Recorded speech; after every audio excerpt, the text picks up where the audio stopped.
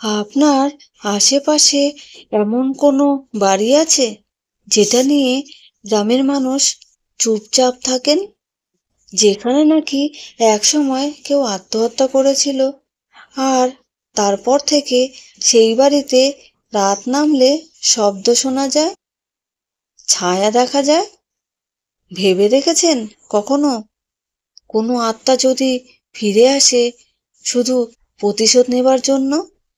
আপনার বাড়ি কি সেই জায়গাটা হতে পারে?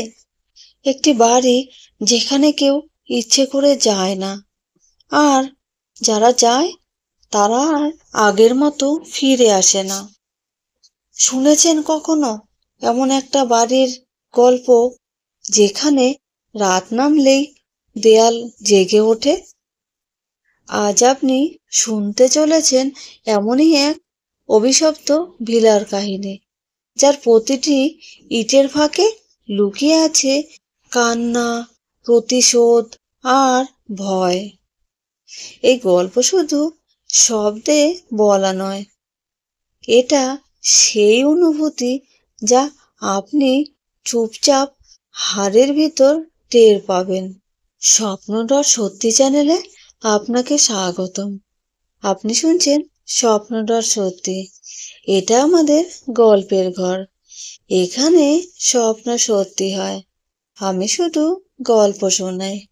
এই স্বপ্নের পথে আপনি একা নন, আপনার সঙ্গে আছি আমি অসীমা। আপনি যদি এই চ্যানেলে নতুন হন, তাহলে আমাদের স্বপ্নের যাত্রায় সঙ্গী হন, সাবস্ক্রাইব করুন। আর যারা আগে থেকেই চ্যানেলটাকে সাবস্ক্রাইব করে পাশে আছেন, তাদের জন্য অসংখ্য ধন্যবাদ। রিহান একজন তরুণ লেখক। শহরের কোলাহল থেকে দূরে গিয়ে কিছুদিন নিরিবিলিতে কাটাতে চেয়েছিল। হোমস্টে অ্যাপে সে পেয়ে যায় মিত্রভিলা। মিত্রভিলা নামে এক পুরনো বাংলো, যেটা শহর থেকে অনেক দূরে এক পাহাড় ঘেরা গ্রামে অবস্থিত। প্রথম দেখাতেই বাংলোটা অদ্ভুত। বড় লোহার গেট, ভাঙাচোরা বারান্দা, আর দেয়ালের পুরনো সাদা রং যেন কেমন বিবর্ণ হয়ে আছে। বাড়ির কেয়ারটেকার নিরঞ্জন, এক ঘোমটা পরা রহস্যময় বৃদ্ধ লোক। রিহান কিছু না ভেবেই সেখানেই ওঠে, কিন্তু রাতে শুরু হয় সমস্যা। প্রথম রাতে ঘুমানোর আগেই সে দেখে ঘরের জানালার বাইরে এক মহিলা দাঁড়িয়ে আছে। সে ভাবে হয়তো ভুল দেখেছে, কিন্তু সে 1:30টা নাগাদ সে হঠাৎ উঠে পড়ে শব্দে। চুপি চুপি হাসির আওয়াজ, আর ঘরের দরজার কাছে কে যেন দাঁড়িয়ে আছে। সে দরজা খোলে, কাউকে পায় না, কিন্তু দরজার বাইরে পায়ের ছাপ, কাদামাখা, উল্টো দিকে হেঁটে যাওয়া। পরদিন সকালে নিরঞ্জনকে জিজ্ঞাসা করলে সে বলে, ভবনের নিচে যেও না বাবু, রাতের পর রাত কেউ কেউ ফেরে। রিহান গুরুত্ব দেয় না, ভাবে এটি তার গল্পের জন্য কাজে আসবে। কিন্তু পুরনো ডায়েরির পাতায় সে খুঁজে পায় 1965 সালে 1965 সালে এই বাড়ির মালকিন মালতী দেবী আত্মহত্যা করেন। তারপর থেকে প্রতি পূর্ণিমায় তিনি ফিরে আসেন। রাত বাড়ে। এবার রিহান দেখে দেয়ালে লেখা, আমি এখনো এখানে আছি। বাড়ির মেঝে নিজে থেকেই কাঁপে। আর একটি দরজা আগে খোলা ছিল না, হঠাৎ খুলে যায়। সেই দরজার ভিতর একটি সিঁড়ি নিচে নেমে যায় অন্ধকারে। সে সাহস করে নামে।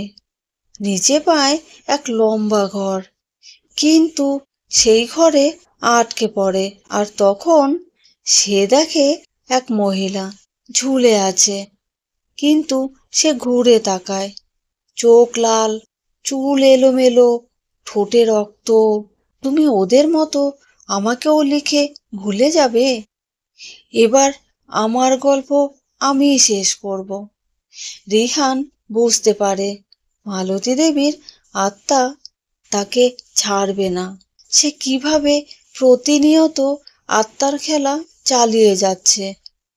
এক সময় সে নিজেই হারিয়ে যেতে শুরু করে। তার শরীর ভারী হয়ে আসে। সে নিজের নাম ভুলে যেতে থাকে। গ্রামের লোকেরা বলে যে মিত্রভিলায় একবার প্রবেশ করে সে আর পুরোপুরি ফিরতে পারে না। কে যেন তার ছায়া কেড়ে নেয়।